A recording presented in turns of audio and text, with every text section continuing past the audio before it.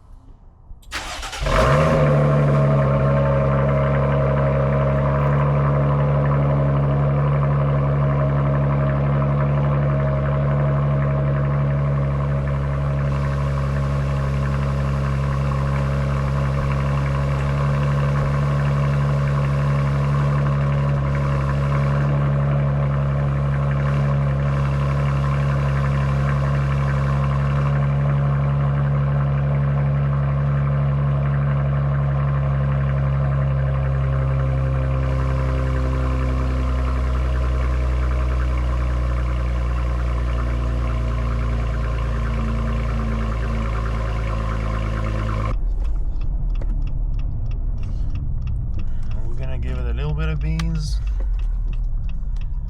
pulling out of this intersection on the highway so you guys can hear not too much beans, but a little bit.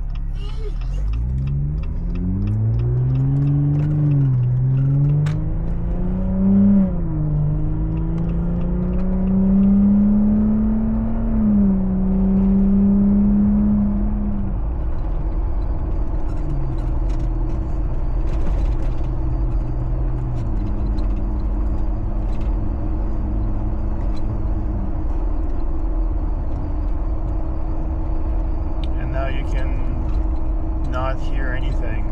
So once we're in 8th gear, and this is what we're cruising at now at 15 8th gear, this is on 37s, you can almost not hear it. Now we're in 7th, now we're in 6th, going up, you hear it more. If I get on it more, we hear it more. But once it goes to 7th, the noise is very negligible. So like right now, there's no drone, there's no noise, it is very comfortable. All you hear is the road.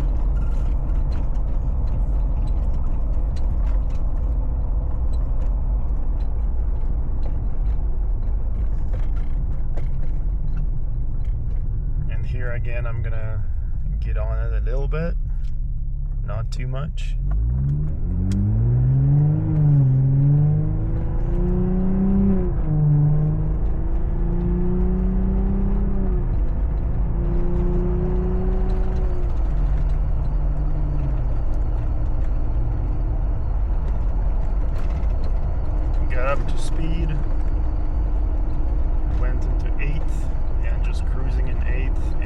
absolutely zero drone, zero exhaust sound really. And now we're going to check out how the Jeep sounds when it's fully warmed up.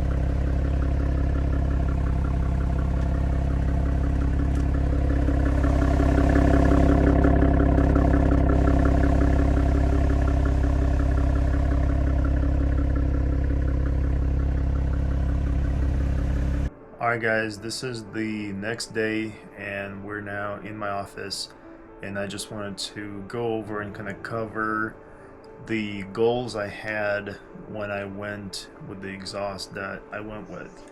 So number one goal that I had is I wanted to preserve the ride quality on the highway. So if I went for longer trips, I did not want to have any drone, so that would not give me any headaches.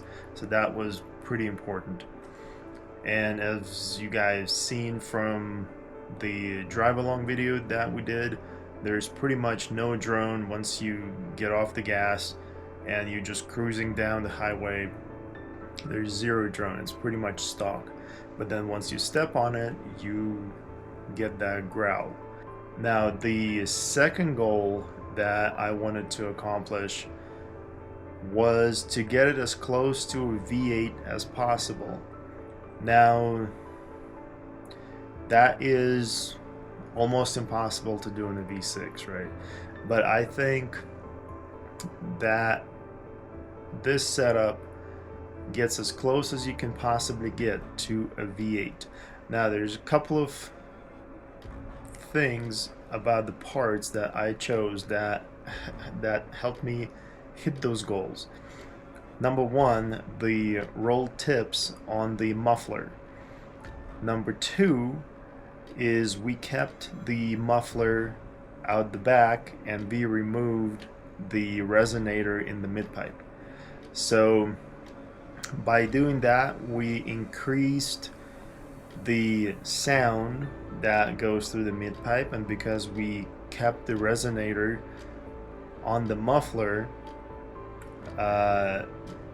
that illuminates the drone. Now that is the secret sauce basically.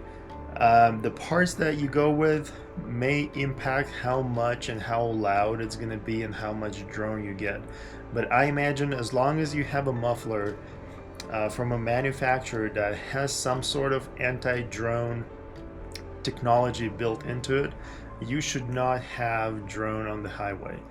And then as far as the mid-pipe goes, all you need to do is you just need to remove the resonator in it. There should be nothing restricting the flow there.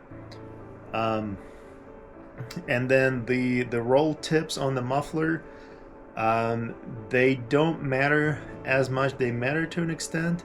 It will give you a little bit more rumbly sound when the sound is getting out of the muffler, versus if you just have straight cut pipes.